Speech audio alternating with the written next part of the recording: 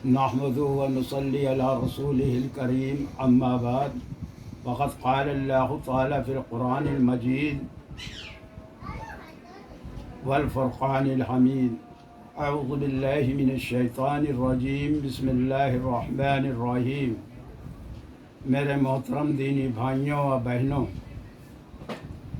ये चैनल मोहम्मद नूरुल्लाह सिद्दीकी नाम का आपको बता चुके हैं कि ये हर परेशानी, हर उलझन और उसका कुरान के उससे आपको फार्मूला पेश करता है और सही मालूमात देता है। बहुत सी बातें इस हद तक राइज हो चुकी हैं जो आदमी को बताओ तो वो कहो लड़ने खड़ा हो जाए, लेकिन बाद में उसको अपना ही मुंह पीटना पड़ता है। उसी में से एक बात यह है कि कब्र के अंदर 4 सवाल होंगे। जब आदमी यहाँ से मर के दुनिया से जाएगा आलम बरज़ख कब्र में, तो उससे वहाँ 4 सवाल होंगे। लोग 3 बताते हैं, वो 4 सवाल सुन लीजिए वहाँ क्या होंगे। आप जब उसे दफना के मुड़ेंगे, फ़ौरन वहाँ पे 2 फरिश्ते आएंगे और उससे सवाल करेंगे। उन फरिश्तों का नाम है मुनकिर नकीर। तो वो सवाल करेंगे मुर्दे से कि तेरा रब कौन? कहेंगे मेरा रब अल्लाह। फिर वो कहेंगे तेरा मज़हब का? मेरा दीन इस्लाम। फिर वो अंदर कब्र में मोहम्मद सल्लल्लाहु अलैहि वसल्लम भेजे जाएंगे। कहेंगे जो अभी कब्र में आए हैं ये कौन है? कहें ये हमारे मोहम्मद सल्लल्लाहु अलैहि वसल्लम हैं। चौथा सवाल होगा तेरा अमल क्या था?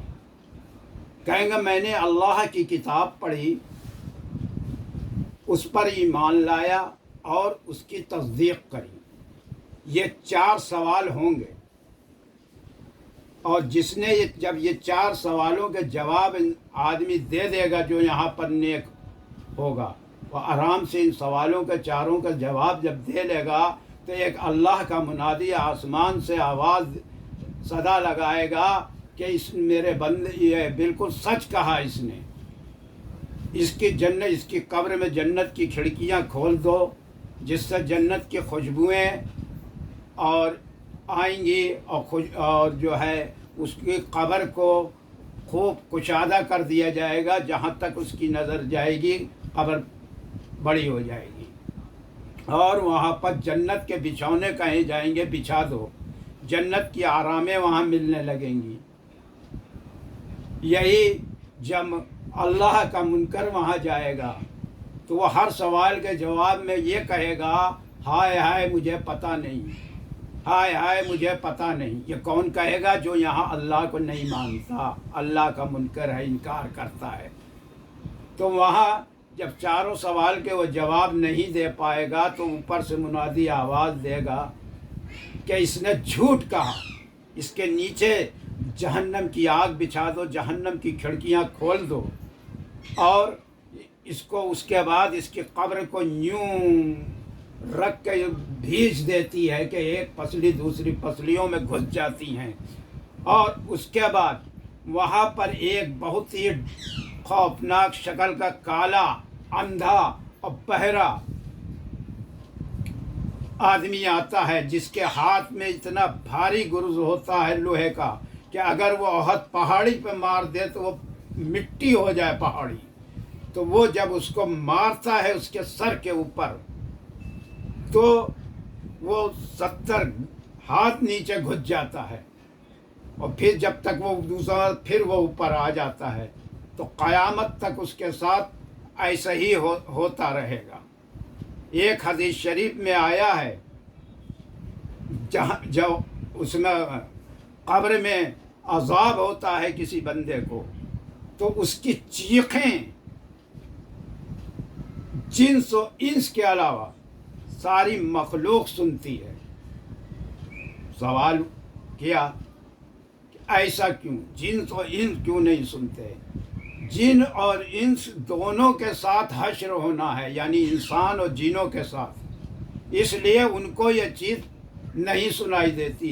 اگر یہ چیخیں اور یہ حقیقتیں آدمی آنکھوں سے دیکھ لے تو سن لے تو پھر دنیا میں ایک بھی ایسا نہ ملے گا جو ایمان نہ رکھتا ہو۔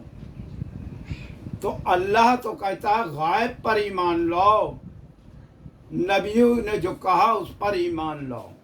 تو اس لیے ان دو کو یہ چیخیں، باقی ساری کائنات کی ہر چیز ان کی چیخیں سنتی ہے۔ دوسرے، جب مومن بندہ مر کے قبر میں جاتا ہے تو نماز اس کے سریانے آ جاتی ہے، روزہ اس کے دہنے آ جاتا ہے، زکوٰۃ اس کے بائیں آ جاتی ہے، اور اس نے دنیا میں جتنے خیر کے کام کیے تھے، لوگوں کی مدد کی تھی، وہ سب پیتیانے آ جاتا ہے۔ جب عذاب سر کی طرف سے آتا ہے تو نماز کہتی ہے چلو یہاں سے، یہاں کوئی راستہ نہیں ہے، کوئی جگہ نہیں ہے، تو وہ پھر دہنے جاتا ہے روزے کی طرف۔ روزہ یہی کہتا ہے کہ چلو یہاں کوئی جگہ نہیں ہے، وہ آگے پھر بائیں طرف آتا ہے تو وہاں زکوٰۃ آڑے آ جاتی ہے کہ یہاں جگہ نہیں، چلو یہاں سے، تو پھر وہ پیتیانے جاتا ہے، وہاں خیر کے کام آپ کے آ جاتے ہیں۔ اس طرح وہ عذاب سے محفوظ ہو جاتا ہے۔ اللہ تعالی ہم سب کو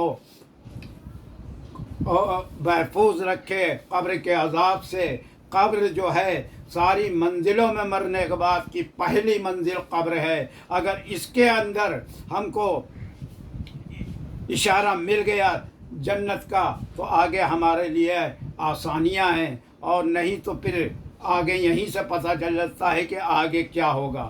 پھر اس کے بعد آپ کو بتا دیں کہ جنت اور دوزخ کا فیصلہ قبر کے اندر نہیں ہوتا۔ سن لے دھیان سے، جنت اور دوزخ، کون جنت میں جائے گا کون دوزخ میں، اس کا فیصلہ بھی قبر میں نہیں ہوتا۔ یہ سور پھونکنے کے بعد جب حشر کا میدان قائم ہوگا اس دن جنت و دوزخ کا فیصلہ ہوگا۔ کیوں ایسا؟ کیوں ایسا؟ اس لیے کہ بہت سے لوگوں نے یہاں ایسے خیر کے کام کیے ہیں، جانے انجانے کیے ہیں، کسی کی شادی میں مدد کری، کسی کی بیماری میں دوا علاج کا مدد کری، کسی کو کہے میں مدد کری، تو کوئی مسجد میں تعمیر کرا گیا، کوئی کنواں کھدوا گیا۔ اس طریقے کے کام جو کر گیا ہے اس کی میٹر ریڈنگ چلتی رہتی ہے، تو یہ ریڈنگ قیامت تک چلے گی جب تک کہ حشر کا میدان قائم نہیں ہوگا۔ تو جو یہ اچھائی بو کے گیا ہے اس کو قیامت کے دن جب اٹھایا جائے گا تو احد پہاڑی کے برابر اس کو نیکیاں ملیں گی۔ اور اسی طرح کوئی یہاں پر اگر کوئی غلط کام کر گیا ہے، کوئی کسی کو غلط راہ پہ ڈال گیا ہے، کوئی کسی کو گمراہ کر گیا ہے، کوئی کسی کو غلط راستے پہ چلا گیا ہے، تو وہ جب اٹھے گا تو اس کو جو ہے احد پہاڑ کے برابر گناہ ملیں گے۔ تو میرے دینی بھائیوں اور بہنوں، اپنی فکر کریے، مر کے اللہ کے سامنے جانا ہے، یہ حقیقت ہے۔ کیا ہے جتنی عمر لے کے آ جائیں، کیا ہے جو، لیکن موت ایک دن آنا ہے۔ جن کی عمر 950 سال تھی حضرت نوح، وہ بھی دنیا سے چلے گئے، فرعون بھی 450 برس کی عمر لے کے چلے گئے، اور سب کو ایک دن جانا ہے، چاہے وہ امیر ہو یا غریب ہو یا پہلوان ہو یا کوئی ہو۔ اللہ ہم سب کو، آپ کو عذاب سے محفوظ رکھے، آمین۔ وآخر دعوانا الحمد للہ رب العالمین۔